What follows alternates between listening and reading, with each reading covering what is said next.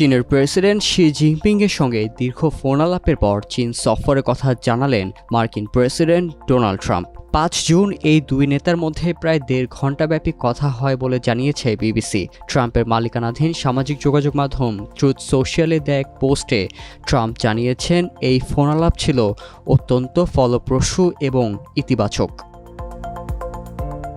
Trump বলেন, বাণিজ্যিক সম্পর্ক নিয়ে খুবই ভালো আলোচনা হয়েছে। দুই দেশের বাণিজ্য প্রতিনিধি দল খুব শীঘ্রই বৈঠকে বসতে যাচ্ছে। আলোচনার একটি গুরুত্বপূর্ণ দিক ছিল পারস্পরিক রাষ্ট্রীয় সফরের আমন্ত্রণ। প্রেসিডেন্ট শি জিনপিং এর সৌজন্যের সঙ্গে ট্রাম্প ও তার স্ত্রীকে চীন সফরের আমন্ত্রণ জানান। ট্রাম্পও পাল্টা আমন্ত্রণ জানান শি জিনপিংকে যুক্তরাষ্ট্র সফরের জন্য। এ বিষয়ে ট্রাম্প বলেন, আমরা দুজনই রাজি হয়েছি, তাই আমি একটা নির্দিষ্ট সময়ে ফার্স্ট লেডিকে সাথে নিয়ে সেখানে যাব এবং আশা করি তিনি চীনের ফার্স্ট লেডির সাথে এখানে আসবেন। তবে এ নিয়ে এখনও কিছু বলেনি চীন, আর হোয়াইট হাউসও আনুষ্ঠানিকভাবে কিছু জানায়নি।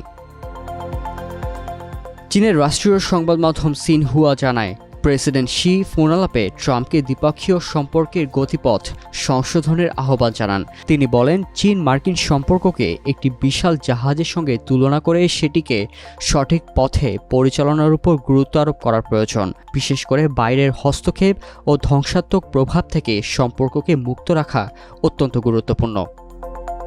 এই বক্তব্য এমন এক সময় এলো যখন কিছুদিন আগেই জেনেভায় স্বাক্ষরিত বাণিজ্য যুদ্ধবিরতি চুক্তিকে ঘিরে উভয় দেশের কর্মকর্তারা একে অপরের বিরুদ্ধে অভিযোগ তোলেন। চুক্তির স্থায়িত্ব নিয়ে অনিশ্চয়তা তৈরি হয় তখন। এই প্রেক্ষাপটে ট্রাম্প ও শি জিনপিংয়ের সরাসরি আলোচনা কূটনৈতিকভাবে গুরুত্বপূর্ণ বলে মনে করছেন বিশ্লেষকরা। তাইওয়ান ইস্যু নিয়েও আলোচনা হয়েছে ফোন আলাপে। চীনের প্রেসিডেন্ট শি জিনপিং ট্রাম্পকে সতর্ক করে বলেন, ওয়াশিংটনের উচিত হবে তাইওয়ান বিষয়ে সাবধানতা অবলম্বন করা, কারণ তাইওয়ানের স্বাধীনতাকামী রাজনৈতিক গোষ্ঠীগুলো এমন এক উত্তেজনাপূর্ণ পরিস্থিতির জন্ম দিতে পারে যা দুই দেশের মধ্যে সংঘাত সৃষ্টি করতে পারে।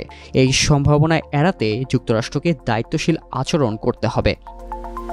এই ১.৫ ঘণ্টার আলোচনার সারমর্ম চীন ও যুক্তরাষ্ট্র উভয়ই কৌশলগতভাবে নিজেদের সম্পর্ক পুনর্গঠনের পথে হাঁটতে চায়।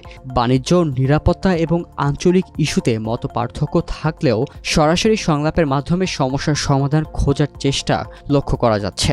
বিশেষজ্ঞদের মতে বর্তমান বৈশ্বিক প্রেক্ষাপটে এমন আলোচনা বিশ্ব রাজনীতিতে ভারসাম্য রক্ষার একটি গুরুত্বপূর্ণ ইঙ্গিত।